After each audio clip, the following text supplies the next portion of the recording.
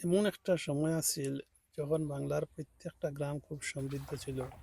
পুকুর ভরা মাছে, গোয়াল ভরা গরু, মাঠ ভরা ধান, এগুলা সোনালী অতীত ছিল। কিন্তু সময়ের বিবর্তনে আজকে অনেকটা এগুলা বিলুপ্তির পথে। গ্রামের কৃষি জমি দিন দিন কমের, আর সেই সাথে আধুনিকতার ছোঁয়া লাগিয়েও গ্রামের মাঝে বড় বড় দালান, নতুন আর একটা বৈচিত্র্যের সৃষ্টি হয়েছে। তবে সেই সোনালী অতীত ধরিয়া রাখা লাগি অনেকে ক্ষুদ্র চেষ্টা করিয়া নিজের বাড়িত পুকুরের মধ্যে মাছ চাষ, বাড়িটারে নানান ফল ফুলর গাছ লাগাইয়া সমৃদ্ধ করছেন। আমাদের সিলেট জেলা প্রবাসী অধ্যুষিত থাকার কারণে এরকম বড় বড় বাড়ি বেশিরভাগও ফাঁকা। আলহামদুলিল্লাহ, আল্লাহর শুকুর, আমরা যখন এখানে অবকাশ যাপন করি, যত সময় এখানে থাকি, খুবই আনন্দ উপভোগ করি আল্লাহর রহমতে। তো আজকে আপনাদেরকে বাড়ির কিছু আশপাশ ঘুরে দেখাইমু। আর আমরা আজকে মাছ তুলমু, আমরা পুকুর থাকি, আপনারা আমাদের সাথে থাকেন। আসলে গাছগাছালি, প্রকৃতি, এগুলা পরিবেশের বন্ধু। আর পরিবেশের ভারসাম্য রক্ষা লাগে গাছের কোনো বিকল্প নাই। গাছ লাগানো সম্পর্কে হাদিসে খুব বেশি উৎসাহ প্রদান করা হয়েছে।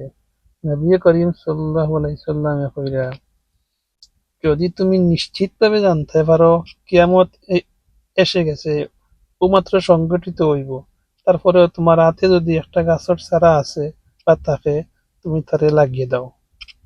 এটা হচ্ছে আমরা কমলার গাছ, ছোট ছোট কমলা এখনো রয়েছে। ফলবান বৃক্ষ সম্পর্কে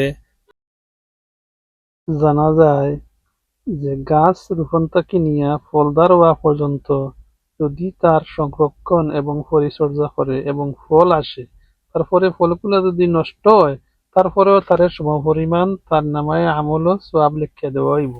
অর্থাৎ গাছ লাগানো হইল সদগায়ে জারিয়া। আপনারা লক্ষ্য করলে দেখবা, যেসব এলাকায় গাছের পরিমাণ বেশি, সেই স্থানে বন্যা ও ঝড়ের ক্ষতির পরিমাণ অপেক্ষাকৃত কম অন্য জায়গা থাকি। আর দিন দিন আমরা গাছ কমার কারণে আবহাওয়ার আচরণও আমাদের কাছে বদলে গেছে। গরমের সময় এখন বেশি গরম, আর ঠান্ডার সময় অতিরিক্ত ঠান্ডা। আমি আমি বাড়ি যাইতে আর অপ্রয়োজনে যদি আমরা গাছ কাটা থেকে বিরত না থাকি, তাহলে আমরা জলবায়ুর বিরূপ প্রতিক্রিয়া থেকে মুক্ত হইতে পারতাম। অর্থাৎ যত বেশি আমরা গাছ রোপণ করবো, তত বেশি আমরা সুন্দরভাবে বাঁচবো। এক কথায় সবুজ প্রকৃতিরে বাঁচাই রাখার মানেটাই হইল আমরা মানব সভ্যতার অস্তিত্বটারে বাঁচাইয়া রাখা। আরেকটা আমরা তার সাথে সাথে আরেক বর্তমান বাজারও আনারসের দাম কিলা এই সাইজের আনারসের দাম জানা আছে? জি কমপক্ষে 150 টাকা হলো। জি 150 আপনারা যাদের বাড়ির জায়গা আছে, আনারসের এই হরির বাগর এই মাথাটা শুধুমাত্র মাটির ফুটিয়া তুইলেও পরবর্তী এক বছরের মাঝে আপনারা ফসল পাইব। অতটুকু দরকার, প্রাকৃতিক নিয়মে একটু হইব। আর পরিচর্যা করলে তো আরো সাইজ এবং স্বাদ এবং ফলন বেশি পাইব।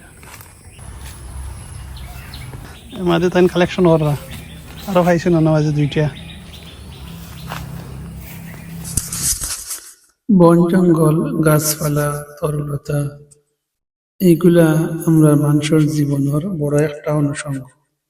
এগুলা ছাড়া মানুষের জীবন কল্পনা করা যায় না। মানুষ, জীবজন্তু, প্রাণীকুল, আমরা অক্সিজেন ছাড়া বাঁচি না। আর এই অক্সিজেনটা সম্পূর্ণটাই আসে এই গাছপালা থেকে। বাংলাদেশে এইরকম ছোট ছোট একটা ফল হয়, প্রথমে সবুজ, তারপরে একটু লাল, তারপরে কালো হয়। আমাদের নেট ফিশিং টিম রেডি, চা খাইয়া বডির ওয়ার্ম আপ করা। ওইখানে পুকুর আছে দুইটা, আস্তে আস্তে তারা এখন জাল পুকুরের মধ্যে নামাইছেন।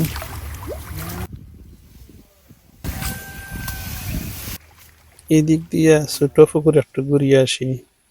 এই পুকুরটা ফেনায় ভর্তি, পরিষ্কারের কাজ চলে। এখানে অনেক সময় চলো, এখানে সময় নষ্ট না করি আমরা আগর জায়গাত চলে যাই।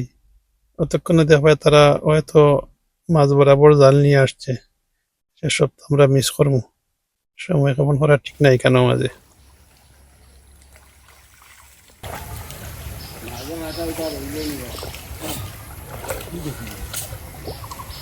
মারতে তুমি তো লাই আছি ওখানে আমরা লাই আছি আমরা লাই আছি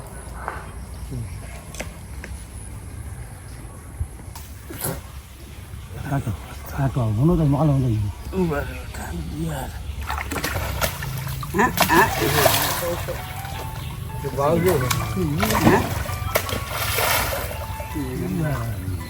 মারুক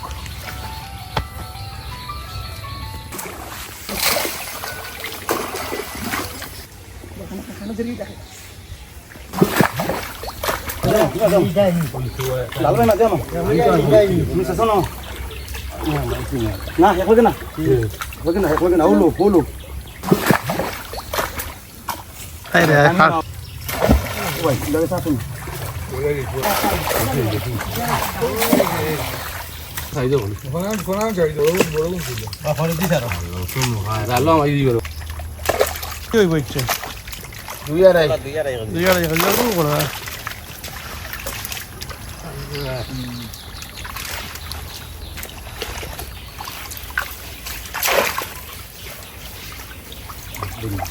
মাশাআল্লাহ সুন্দর এসেছে।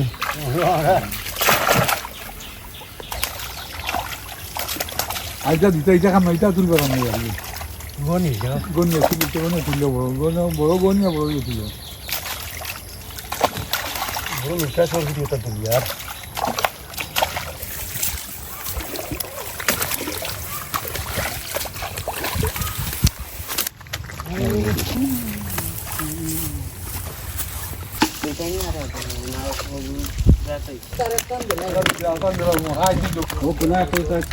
우리군 자기도 사람이 헛소리 전에 하이를 누르고 이러더니 사람이 내버리라 ঠেরাই লেখা না 사람 헛소리 있던 사람이 আটাও দেওয়াটা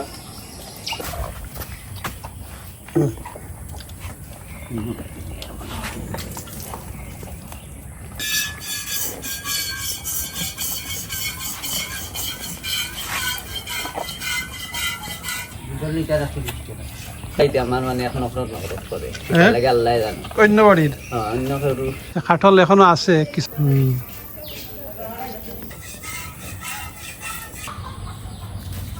এই সাফরি গাছ এই সাইড থেকে কোনো সাফরি দেখা যাবে না, ওই একটা গাছ আছে দুই সাইডটা।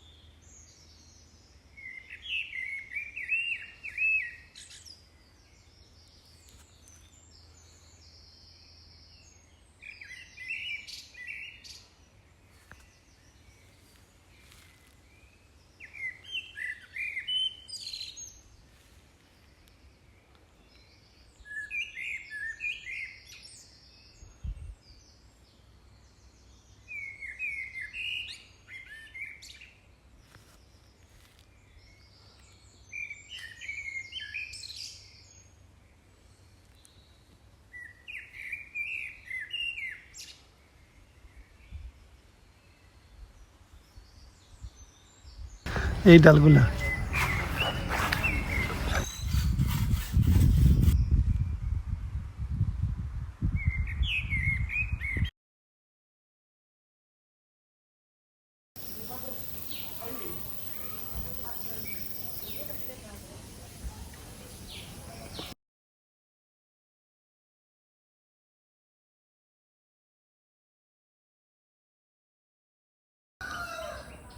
উপর দিকে অনেকগুলো আছে, এখানে অনেকটা খাইছে কটায় কাঠবিড়ালিয়ে খাইয়া পালাইছে। লেবুটা ধরছে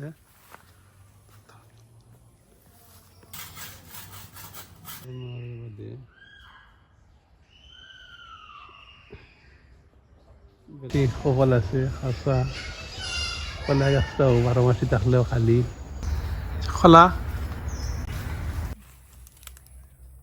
কচু পাতার পানির মতো ভালোবাসা মহব্বত হইলে এটার কোনো প্রয়োজন নাই। আল্লাহ লগে হোক আর মানুষের লগে হোক মহব্বতটা হইতে হইব মজবুত গাঢ়। কোনো সময় অনেক সময় ভালো যাইব, অনেক সময় খারাপ যাইব, কিন্তু এর লাগে তারা ত্যাগ করা যাইতো না। কচু পাতার উপরে পানি স্থির থাকে না, এটা গড়াই পড়ে এরকম। তো এরকম হইলে মানুষের জীবনে অশান্তি এবং আসল সাকসেস আর পথে কোনো অন্তরায়। সবচেয়ে বড় জিনিস হইল আমরা ইমানের মেহনত করতাম, ইমানের প্রতি ভালোবাসা, আখেরাতের প্রতি ভালোবাসা, আল্লাহ রসুলের প্রতি ভালোবাসা, এই মোহাম্মতগুলো যেন কচু পাতার পানির মতো না হয়, প্রকৃত অর্থে হয়। তখনও আমরা কি তখন আমরা সাকসেস হয়ে লাইফ।